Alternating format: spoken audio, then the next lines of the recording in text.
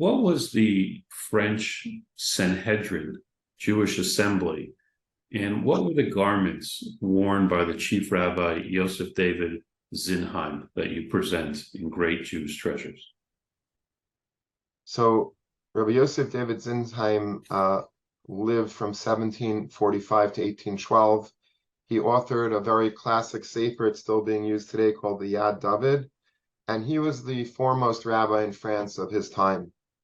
And he was the rabbi of Strasbourg, eventually was the chief rabbi of France, but everybody knows him for two things, I think. The first thing is the hat that he wore. He wore a very unusual hat that had almost like a double cone shape of it. Very unusual hat. I could put up to the screen the picture of that if you want. Yeah, wow. Okay. Very unusual. Looks almost like the Ten Commandments.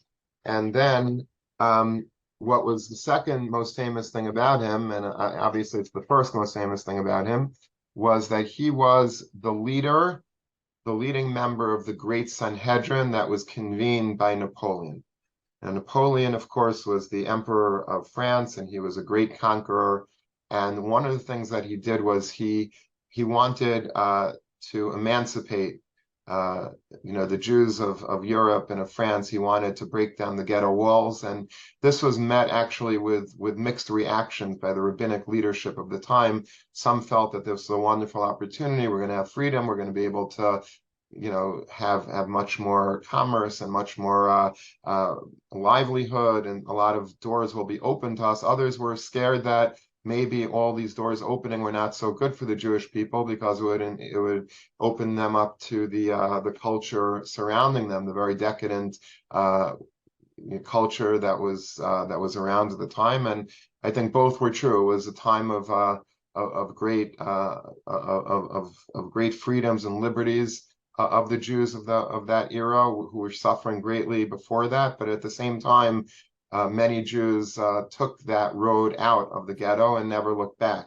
So this was it was a mixed blessing, but as one of the things that Napoleon did was that he convened a great Sanhedrin, and what he wanted to do was to give legal sanction to the principles expressed by the Assembly of Notables, which was led by Rabbi Zinheim in 1806, when Napoleon asked him to consider a set of 12 questions submitted to it by the government about the loyalty of Jews, like the normal questions that non-Jews or perhaps anti-Semitic Jews would like to hurl against the Jewish people. He wanted to get clarity. Let's get these things straight.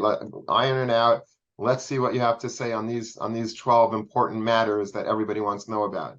And they gave him answers that was, I guess, whitewashed maybe for his consumption and for the people's consumption. And he was satisfied with the answers that were given. And then he convened the Grand Sanhedrin to give actual legal sanction to those principles.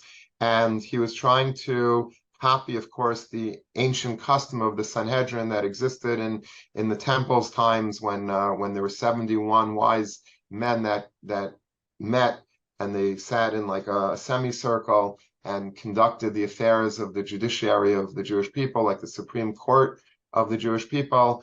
And basically, they were attired in black garments with silk capes and three-cornered hats, as I described.